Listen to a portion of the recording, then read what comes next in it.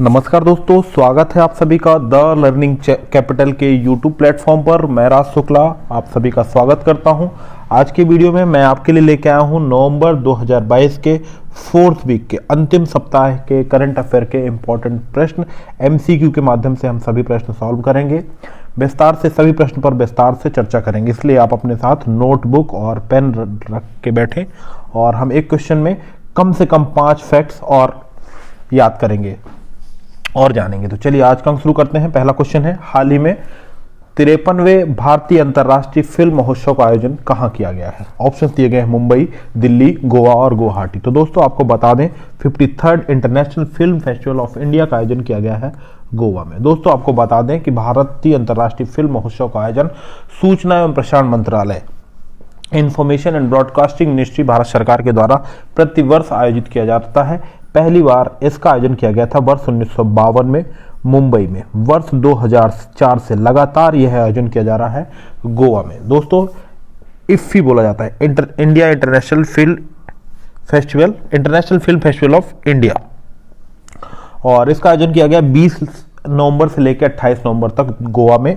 Telugu superstar Chiranjeevi को Indian film personality of the year का award दिया गया। जो सबसे महत्वपूर्ण अवार्ड होता है इस महोत्सव में गोल्डन पीकॉक अवार्ड, ध्यान रखिएगा, गोल्डन पीकॉक अवार्ड यह प्रदान किया गया है एक Spanish film I have electric dreams नामक फिल्म को। इस महोत्सव का मोटो रखा गया वसुधैव कुटुंबकम। चलिए आगे बढ़ते हैं। अगला प्रश्न है, हाल ही में महान क्रांतिकारी लचित बोरफुकन जी की 400वीं जयंती मनाई गई है, उनका संबंध किस राज्य से है? तो दोस्तों आपको बता दें कि लचित बोरफुकन जी की 400वीं जयंती मनाई गई है 24 नवंबर को। ध्यान रखिएगा, ऐतिहासिक सराय घाट की लड़ाई लड़ी गई थी सन 1671 में। 1671 में सराय घाट की लड़ाई में अहोम साम्राज्य की सेना ने, असमिया सेना ने मुगल साम्राज्य को पराजित किया था, और इस ऐतिहासिक जीत के सम्मान में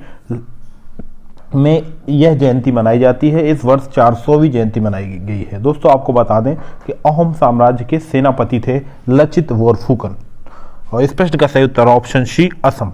आगे बढ़ते हैं। हाल ही में किस भारतीय पर्यावरणविद को चैंपियन ऑफ द अर्थ पुरस्कार से सम्मानित किया गया है? ऑप्शन दिए गए हैं सुनीता नारायण, जादव पायेंग, पूर्णिमा देवी बर्मा या महेश चंद्र मेहता। तो दोस्तों जानी मानी पर्यावरणविद पूर्णिमा देवी बर्मन को हाल ही में यूनाइटेड नेशंस के चैंपियन ऑफ द अर्थ पुरस्कार से सम्मानित किया गया है। यह यूनाइटेड नेशन का सर्वोच्च पर्यावरण सम्मान है। पूर्णिमा देवी बर्मन बेसिकली असम की रहने वाली हैं, जानी मानी पर्यावरणविद हैं, अपने पर्यावरण के क्षेत्र में किए गए कार्यों के लिए जानी जाती हैं। हरमिला सेना नामक संगठन चलाती हैं पूर्णिमा देवी बर्मन। सुनीता नारायण एमिनेंट एनवायरमेंटलिस्ट हैं भारत की, इनका संस्थान है centre for science and environment. Jadav Payeng forest man of India के नाम से जाने जाते हैं। महेश चंद्र मेहता एमिनेंट एनवायरमेंटलिस्ट तथा एमिनेंट लॉयर हैं महेश चंद्र मेहता। आगे बढ़ते हैं। हाल ही में किसे भारतीय ओलंपिक संघ की पहली महिला अध्यक्ष नियुक्त किया गया? बहुत ही महत्वपूर्ण प्रश्न है दोस्तों। इंडियन ओलंपिक एसोसिएशन की पहली महिला अध्यक्ष नियुक्त किया गया है पीटी उषा जी को। पीटी उषा जानी मानी स्प्रिंटर रही हैं, उड़न परी के नाम से जानी जाती हैं। 1984 के ओलंपिक में 400 मीटर इवेंट में के फाइनल में पहुंची थी पीटी उषा। इसके अलावा उन्होंने ओलंपिक, एशियन गेम्स तथा अन्य अंतर्राष्ट्रीय खेलों में भारत का प्रतिनिधित्व किया है पीटी उषा जी ने, और हाल ही में उन्हें इंडियन ओलंपिक एसोसिएशन की पहली महिला अध्यक्ष के रूप बनने का गौरव प्राप्त हुआ है। दोस्तों इसके अतिरिक्त हाल ही में पीटी उषा को राज्यसभा के लिए नॉमिनेट किया गया है। राष्ट्रपति के द्वारा जो 12 सदस्य नॉमिनेट किए जाते हैं उनमें पीटी उषा को राज्यसभा के लिए भी नामित किया गया है। इंडियन ओलंपिक एसोसिएशन की बात करते हैं तो भारत में ओलंपिक खेलों की सर्वोच्च नियामक संस्था है इंडियन ओलंपिक एसोसिएशन। वर्ष 1927 में फाउंड हुई, हेडक्वार्टर है न्यू दिल्ली में, नई दिल्ली में इसका मुख्यालय है। इसी तरह से हम बात करें अंतर्राष्ट्रीय ओलंपिक कमेटी आईओसी, अंतर्राष्ट्रीय स्तर पर ओलंपिक खेलों की सर्वोच्च नियामक संस्था है। 1894 में स्थापित हुई, लुसाने स्विट्जरलैंड में इसका हेडक्वार्टर है। अन्य ऑप्शंस पर नजर डालें। नीता अंबानी अंतर्राष्ट्रीय ओलंपिक समिति की सदस्य बनने वाली पहली भारतीय महिला के रूप में है नीता अंबानी। दीपा मलिक अंतर्राष्ट्रीय पैरा ओलंपिक समिति के अध्यक्ष के रूप में कार्य कर रही हैं दीपा मलिक। अंजुम चोपड़ा पूर्व भारतीय क्रिकेटर हैं। ध्यान रखिएगा दोस्तों, वर्ष 1985 में पीटी उषा को पद्मश्री से नवाजा जा चुका है तथा वर्ष 1983 में खेलों के लिए अर्जुन अवार्ड से नवाजा जा चुका है पीटी उषा जी को। मूलतः केरल की रहने वाली हैं पीटी उषा। आगे बढ़ते हैं। हाल ही में नया सर्वेक्षण पोत, ध्यान रखिएगा, नया सर्वेक्षण पोत इच्छक को भारतीय नौसेना में शामिल किया गया है। इसका निर्माण किस कंपनी के द्वारा किया गया है? ऑप्शंस दिए गए हैं garden rich ship builders limited, Cochin shipyard limited, Goa ship builders limited या मझगांव डॉकयार्ड लिमिटेड। दोस्तों आपको बता दें कि सर्वेक्षण पोत जो इच्छक है इसे हाल ही में नेवी में शामिल कर लिया गया है। चेन्नई में इसकी सेरेमनी आयोजित की गई और इसे मेक इन इंडिया कार्यक्रम के तहत स्वदेशी तकनीक से बनाया गया है और इसका निर्माण किया है garden rich ship builders limited company जो कि है कोलकाता में।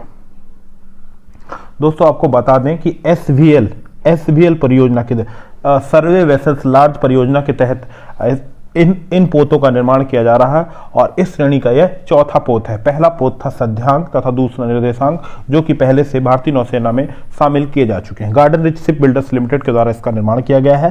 Garden rich ship builders limited company की स्थापना हुई 1884 में। मुख्यालय है Kolkata. Cochin shipyard limited company की स्थापना हुई वर्ष 1972 में। कोचीन केरला में है यह company. Goa shipyard limited company की स्थापना हुई वर्ष 1957 में। गोवा में स्थित है। मझगांव डॉकयार्ड लिमिटेड कंपनी 1934 में स्थापित होती है और इसका हेडक्वार्टर है मुंबई में। आगे बढ़ते हैं। हाल ही में किसे भारत का नया निर्वाचन आयुक्त इलेक्शन कमिश्नर ऑफ इंडिया नियुक्त किए गए हैं? ऑप्शन दिए गए हैं राजीव कुमार, अनूप चंद्र पांडे, सुशील चंद्र और अरुण गोयल। तो दोस्तों आपको बता दें कि भारतीय संविधान के भाग 15 पार्ट 15 में निर्वाचन आयोग का वर्णन किया गया है। अनुच्छेद 324 से लेकर 329 तक निर्वाचन आयोग के बारे में वर्णन किया गया है। आपको पता होगा दोस्तों कि निर्वाचन आयोग में एक मुख्य निर्वाचन आयुक्त चीफ इलेक्शन कमिश्नर तथा 2 अन्य इलेक्शन कमिश्नर होते हैं। हाल ही में सुशील चंद्र जो थे चीफ इलेक्शन कमिश्नर, उनका रिटायरमेंट हुआ। उनकी जगह मुख्य चुनायुक्त चीफ इलेक्शन कमिश्नर बनाए गए राजीव कुमार और 2 अन्य इलेक्शन कमिश्नर होते हैं। तो एक पद खाली हुआ। तो पहले से पद पर कार्य कर रहे थे अनूप चंद्र पांडे और हाल ही में नया इलेक्शन कमिश्नर नियुक्त किए गए हैं अरुण गोयल। दोस्तों आपको बता दें कि भारत के निर्वाचन आयुक्त का कार्यकाल 6 वर्ष तथा अधिकतम आयु 65 वर्ष की होती है। आगे बढ़ते हैं। हाल ही में किसे भारतीय तकनीकी शिक्षा परिषद all India council for technical education का नया अध्यक्ष नियुक्त किया गया है? ऑप्शन दिए गए हैं टीजी सीताराम, जगदीश कुमार, निधि छिब्बर या दिलेश सकलानी। तो दोस्तों हाल ही में all India council for technical education का नया अध्यक्ष नियुक्त किए गए हैं टीजी सीताराम। उन्होंने एम जगदीश कुमार का स्थान ले लिया है। दोस्तों आपको बता दें कि टीजी सीताराम इससे पूर्व आईआईटी गुवाहाटी के में निदेशक के पद पर कार्यरत थे। एआईसीटी की बात करें तो वर्ष 1945 में स्थापित होती है संस्था। इसका हेडक्वार्टर है नई दिल्ली में। यह टेक्निकल एजुकेशन से संबंधित जो कोर्सेस होते हैं उनको मान्यता प्रदान करने का कार्य करती है यह संस्था। शिक्षा मंत्रालय भारत सरकार के अधीन कार्य करती है।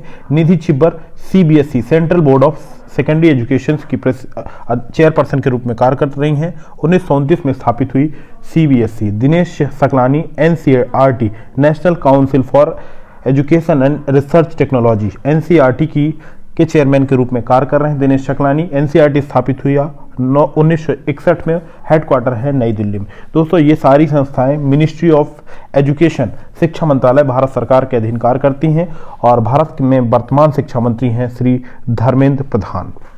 चलिए आगे बढ़ते हैं।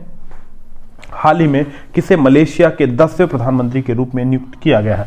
ऑप्शन दिए गए हैं महाथिर मोहम्मद, अनवर इब्राहिम सोलिह मोहम्मद या मोहम्मद बिन सलमान। तो दोस्तों हाल ही में मलेशिया के 10वें नंबर के प्रधानमंत्री के रूप में नियुक्त किया गया है अनवर इब्राहिम को। महाथिर मोहम्मद पूर्व में मलेशिया के प्रधानमंत्री रह चुके हैं। इब्राहिम सोलिह मोहम्मद मालदीव पड़ोसी देश है भारत का, मालदीव के प्रेसिडेंट के रूप में कार्य कर रहे हैं।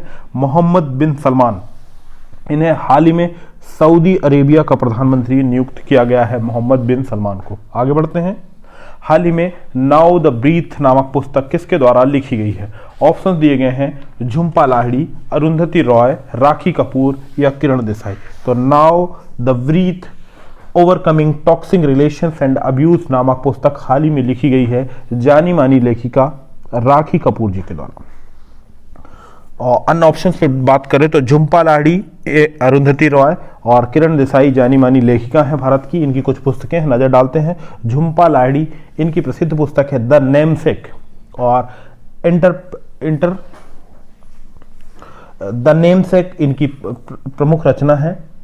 और अरुंधति राय की प्रमुख रचना है दोस्तों the God of small things. The God of small things को वर्ष 1997 में बुकर पुरस्कार से नवाजा गया है।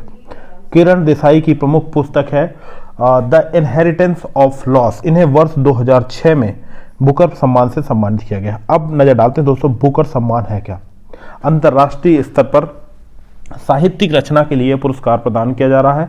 वर्ष 1969 से यह पुरस्कार प्रदान किया जा रहा है। महत्वपूर्ण प्रश्न बनता है कि वर्ष 2022 में यह पुरस्कार किसे प्रदान किया गया है? तो दोस्तों यह पुरस्कार प्रदान किया गया है सेहान करुणा तिलका को। सेहान करुणा तिलका श्रीलंका मूल के राइटर हैं और इनकी रचना है the seven wonder of Mali Almeida. इस पुस्तक के लिए वर्ष 2022 का बुकर पुरस्कार प्रदान किया गया है। आगे बढ़ते हैं।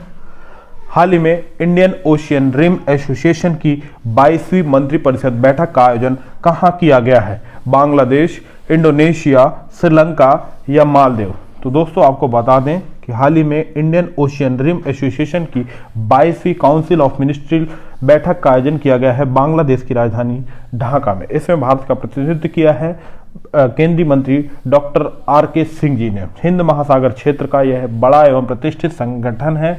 इसका हेडक्वार्टर है एबीन मॉरिशस में। इसमें 23 देश शामिल हैं। हिंद महासागर की सीमा से लगने वाले 23 देश तथा 10 डायलॉग पार्टनर हैं इसके। आगे बढ़ते हैं। राष्ट्रीय संविधान दिवस कब मनाया जाता है? ऑप्शन दिए गए हैं 24 नवंबर, 25 नवंबर, 26 नवंबर और 27 नवंबर। तो दोस्तों आपको बता दें कि इंडियन कॉन्स्टिट्यूशन डे मनाया जाता है प्रत्येक वर्ष 26 नवंबर को। 26 नवंबर को यह दिवस मनाया जाता है। वर्ष 2015 से यह दिवस मनाया जा रहा है। वर्ष 2015 में ड्राफ्टिंग कमेटी के जो प्रेसिडेंट थे डॉक्टर भीमराव अंबेडकर जी की 125वीं जयंती मनाई गई थी। 125वीं जयंती को चिन्हित करने के लिए प्रत्येक वर्ष 26 नवंबर को राष्ट्रीय संविधान दिवस के रूप में मनाया जाता है। 26 नवंबर 1949 को 26 नवंबर 1949 को संविधान सभा ने भारतीय संविधान को अंगीकृत किया था। चलिए आगे बढ़ते हैं। हाल ही में किसे स्वास्थ्य मंत्रालय के निक्षय मित्र अभियान का ब्रांड एम्बेसडर नियुक्त किया गया है? ऑप्शन दिए गए हैं प्रियंका चोपड़ा, अमिताभ बच्चन, नीरज चोपड़ा या दीपा मलिक। तो दोस्तों आपको बता दें कि स्वास्थ्य मंत्रालय भारत सरकार का कार्यक्रम है निक्षय मित्र अभियान। निक्षय मित्र एक टीबी मुक्त भारत का कार्यक्रम है, एक पहल है। इसके लिए ब्रांड एम्बेसडर नियुक्त किया गया है दीपा मलिक जी को। दीपा मलिक अंतर्राष्ट्रीय पैरा ओलंपिक समिति के अध्यक्ष के रूप में कार्य कर रही हैं।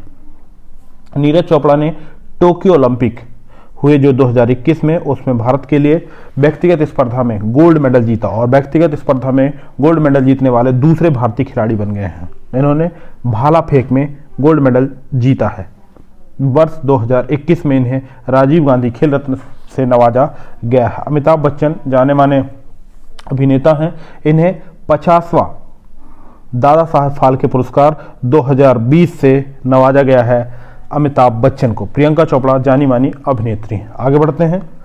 गणतंत्र दिवस 2023 समारोह में मुख्य अतिथि के रूप में कौन शामिल होंगे? ऑप्शन दिए गए हैं Abdel Fattah el Sisi, Cyril Ramaphosa, Prayut Chan ocha या जायर बोल्सोनारो। तो दोस्तों आपको बता दें कि वर्ष 2023 में जो गणतंत्र दिवस आयोजित होगा 26 जनवरी 2023 को, उसमें मुख्य अतिथि के रूप में शामिल होने वाले हैं अब्दुल फतेह अल सीसी। यह मिस्र के राष्ट्रपति हैं। मिस्र देश के पहले राजनेता होंगे जो मुख्य अतिथि के रूप में शामिल होंगे। मिस्र एक ईस्ट अफ्रीकन देश है, ईस्ट अफ्रीका में स्थित देश है। इसकी राजधानी है कैरो। इजिप्ट सिरिल रामाफोसा दक्षिण अफ्रीका के तत्कालीन राष्ट्रपति हैं। वर्ष 2019 में यह मुख्य अतिथि के रूप में शामिल हुए। 2018 में प्रयुक्त चानोचा शामिल हुए। जायर बोल्सोनारो ब्राजील के तत्कालीन राष्ट्रपति थे। वर्ष 2020 में मुख्य अतिथि के रूप में शामिल हुए थे। वर्ष 2021 तथा 2022 कोविड-19 पैंडेमिक के कारण कोई भी मुख्य अतिथि इस कार्यक्रम में शामिल नहीं हो पाया था। आगे बढ़ते हैं। हाल ही में एनसीसी नेशनल कैडेट कोर की कौन सी वर्षगांठ मनाई गई है? ऑप्शंस दिए गए हैं 72, 73, 74 या 75। तो दोस्तों आपको बता दें कि एनसीसी की हाल ही में 74वीं वर्षगांठ मनाई गई थी। एनसीसी का गठन किया गया था दोस्तों 15 जुलाई 1948 को। भारतीय सशस्त्र बलों की यह एक युवा इकाई है, युवा शाखा है। इसका आदर्श वाक्य है एकता और अनुशासन, यूनिटी एंड डिसिप्लिन। इसके डायरेक्टर जनरल के रूप में कार्य कर रहे हैं लेफ्टिनेंट जनरल गुरबीर पाल सिंह। इसका हेडक्वार्टर है नई दिल्ली में। आगे बढ़ते हैं। हाल ही में एशिया पैसिफिक ब्रॉडकास्टिंग यूनियन महासभा ABU 2022 की मेजबानी किस देश ने की है? ऑप्शन दिए गए हैं मलेशिया, भारत, वियतनाम और सिंगापुर। तो दोस्तों Asia Pacific broadcasting union general assembly की 2022 की मेजबानी भारत ने की है। भारत के नई दिल्ली में आयोजन किया गया है और यह 59वां संस्करण है, 59th एडिशन है। 25 नवंबर से लेकर 23 नवंबर तक, 25 नवंबर से 30 नवंबर तक यह आयोजन किया गया नई दिल्ली में। और होस्ट किया प्रसार भारती, जो ministry of broadcasting and information के अधीन कार्य करती है। प्रसार भारती की स्थापना हुई वर्ष 1997 में। हेडक्वार्टर है नई दिल्ली में। इस वर्ष के लिए इसके लिए थीम रखी गई थी serving the people media's role in times of crisis. ये इस वर्ष के लिए थीम रखी गई थी। दोस्तों एशिया पैसिफिक ब्रॉडकास्टिंग यूनियन महासभा का हेडक्वार्टर है कोलालमपुर, मलेशिया और 1964 में यह स्थापित हुई थी संस्था। आगे बढ़ते हैं। हाल ही में भारत ने किस देश के साथ हरिमो शक्ति नामक संयुक्त सैन्य अभ्यास आयोजित किया है? ऑप्शन दिए गए हैं मलेशिया, मंगोलिया, इंडोनेशिया और बांग्लादेश। तो दोस्तों आपको बता दें कि भारत हरिमो शक्ति नामक संयुक्त सैन्य अभ्यास आयोजित करता है मंगोलिया के साथ और यह 11वां संस्करण था, 11th एडिशन था और इसका हाल ही में आयोजन किया गया है। वर्ष 2012 में ऐसी पहला संयुक्त सैन्य अभ्यास हुआ था। मंगोलिया के साथ भारत करता है नोमैडिक एलिफेंट। इंडोनेशिया के साथ गरुड़ तथा बांग्लादेश के साथ मैत्री नामक संयुक्त सैन्य अभ्यास भारत करता है। आगे बढ़ते हैं। हाल ही में ग्लोबल टेक्नोलॉजी समिट का आयोजन कहाँ किया गया है? ऑप्शन दिए गए हैं दिल्ली, बेंगलोर, हैदराबाद और गांधीनगर। तो ग्लोबल टेक्नोलॉजी समिट का आयोजन किया गया है दिल्ली में। दोस्तों यह ग्लोबल टेक्नोलॉजी समिट का 7वां संस्करण था, 7th एडिशन था। 3 दिवसीय यह समिट आयोजित की गई नई दिल्ली में। यह वार्षिक कार्यक्रम है। इसकी शुरुआत हुई थी वर्ष 2016 में और इसकी मेजबानी की है मिनिस्ट्री ऑफ एक्सटर्नल अफेयर, विदेश मंत्रालय भारत सरकार के द्वारा। विदेश मंत्री हैं भारत के श्री S जयशंकर ने इसकी अध्यक्षता की है। इस वर्ष इसके लिए थीम रखी गई थी जियो पॉलिटिक्स ऑफ पॉलिटिक्स। ये इस वर्ष के लिए विषय वस्तु थी। आगे बढ़ते हैं। हाल ही में नेपाल के प्रधानमंत्री निर्वाचित हुए हैं। ऑप्शन दिए गए हैं शेर बहादुर देउबा, KP शर्मा ओली, विद्या देवी भंडारी या इनमें से कोई नहीं। तो दोस्तों हाल ही में नेपाल के प्रधानमंत्री के रूप में निर्वाचित हुए हैं शेर बहादुर देउबा। शेर बहादुर देउबा 5वीं बार 5th टाइम नेपाल के प्रधानमंत्री बने हैं। इन्होंने तत्कालीन राष्ट्रपति तथा अपने प्रतिद्वंदी KP शर्मा ओली को पराजित किया है। विद्या देवी भंडारी नेपाल की राष्ट्रपति के रूप में कार्य कर रही हैं। नेपाल की राजधानी है काठमांडू। आगे बढ़ते हैं। हाल ही में किसे तेंजिंग नोर्गे साहसिक पुरस्कार 2021 के लिए चुना गया? ऑप्शन दिए गए हैं नैना धाकड़, शुभम धनंजय, भवानी सिंह या उपरोक्त सभी। तो दोस्तों आपको बता दें कि एडवेंचरस अवार्ड है ये और भारत का सर्वोच्च एडवेंचरस साहसिक खेलों में यह पुरस्कार दिया जाने वाला है। तेंजिंग नोर्गे के नाम पे यह पुरस्कार दिया जाता है। वर्ष 1994 से यह पुरस्कार दिया जा रहा है। 15 लाख की राशि प्रदान की जाती है। अब आइए जानते हैं तेंजिंग नोर्गे के बारे में। तेंजिंग नोर्गे इन्होंने वर्ष 1953 में एवरेस्ट फतेह किया था एडमंड हिलेरी के साथ और इनके नाम पे यह पुरस्कार, जो कि भारत का सर्वोच्च साहसिक पुरस्कार है, प्रदान किया जाता है। खेल मंत्रालय भारत सरकार के द्वारा वर्ष 1994 से 15 लाख की राशि प्रदान की जाती है। इस वर्ष नैना धाकड़ को लैंड एडवेंचर किसके लिए यह पुरस्कार? शुभम धनंजय को वाटर लैंड एडवेंचर के लिए नैना धाकड़, वाटर एडवेंचर के लिए शुभम धनंजय तथा life time achievement award Bhavani Singh को दिया गया है। इस प्रश्न का सही उत्तर है ऑप्शन डी, उपरोक्त सभी। आगे बढ़ते हैं।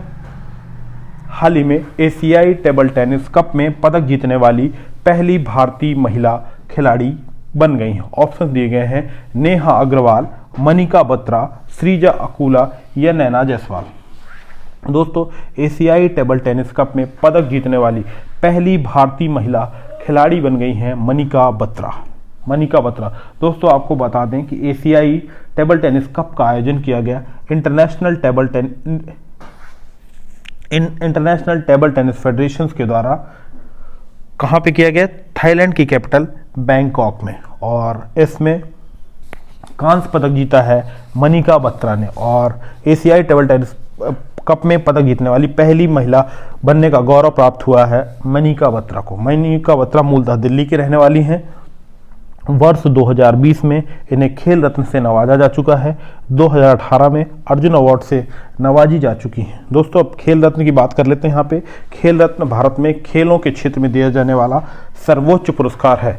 मेजर ध्यानचंद खेल रत्न के नाम से जाना जाता है। स्थापना हुई थी वर्ष 1991-92 में और वर्तमान में 25 लाख की राशि प्रदान की जाती है। दोस्तों, यहाँ पे क्वेश्चन बनता है कि वर्ष 2022 में यह पुरस्कार किसे प्रदान किया गया है? तो यह पुरस्कार प्रदान किया गया है अचंत शरत कमल को। अचंत शरत कमल टेबल टेनिस के खिलाड़ी हैं और इन्हें वर्ष 2022 का 2022 का खेल रत्न पुरस्कार प्रदान किया गया है। दोस्तों, अब बात कर लेते हैं इंटरनेशनल टेबल टेनिस फेडरेशन की। अंतर्राष्ट्रीय स्तर पर टेबल टेनिस खेलों की सर्वोच्च नियामक संस्था है अंतर्राष्ट्रीय टेबल टेनिस महासंघ ITTF। इसकी स्थापना हुई वर्ष 1926 में। हेडक्वार्टर है लुसाने, स्विट्जरलैंड में। नेहा अग्रवाल, श्रीजा अकुला तथा नैना जायसवाल भारत की टेबल टेनिस खिलाड़ी है। आगे बढ़ते हैं। हाल ही में किसे गांधी मंडेला पुरस्कार 2022 से सम्मानित किया गया? ऑप्शन दिए गए हैं कैलाश सत्यार्थी, दलाई लामा, श्री श्री रविशंकर या स्वामी रामदेव। तो दोस्तों, आपको बता दें कि गांधी मंडेला पुरस्कार 2022 से सम्मानित किया गया है श्री दलाई लामा को। दलाई लामा तिब्बती आध्यात्मिक बौद्ध गुरु हैं। उन्हें इस वर्ष यह पुरस्कार प्रदान किया गया है। गांधी मंडेला फाउंडेशन द्वारा गांधी और मंडेला की लेगेसी को आगे बढ़ाने के लिए यह पुरस्कार प्रदान किया जाता है। Peace, social welfare, culture, health, sports, education, innovation, इन क्षेत्रों में यह पुरस्कार प्रदान किया जा रहा है वर्ष 2019 से। इसकी स्थापना हुई वर्ष 2019 में। दोस्तों, बौद्ध गुरु दलाई लामा वर्ष 1989 में नोबेल के पीस प्राइज से सम्मानित हैं। नोबेल पीस प्राइज से इन्हें सम्मानित किया जा चुका है। जाने माने राइटर भी हैं। इनकी कुछ पुस्तकों पर नजर डालते हैं। इनकी पुस्तक है the art of happiness, beyond religion and open heart जैसी इनकी प्रमुख रचनाएं हैं। स्वामी रामदेव योग गुरु हैं। श्री श्री रविशंकर भारत के जाने माने आध्यात्मिक गुरु हैं। कैलाश सत्यार्थी का एक संगठन है बचपन बचाओ आंदोलन। ध्यान रखिएगा, बचपन बचाओ आंदोलन बच्चों को जो बाल मजदूरी होती है उससे बचाने का प्रयत्न करते हैं, ये कार्य कर रहे हैं। और इसके लिए इन्हें वर्ष 2014 में संयुक्त रूप से नोबेल के शांति पुरस्कार से नवाजा जा चुका है कैलाश सत्यार्थी जी को। आगे बढ़ते हैं। हाल ही में संगाई महोत्सव का आयोजन किस राज्य में किया गया है?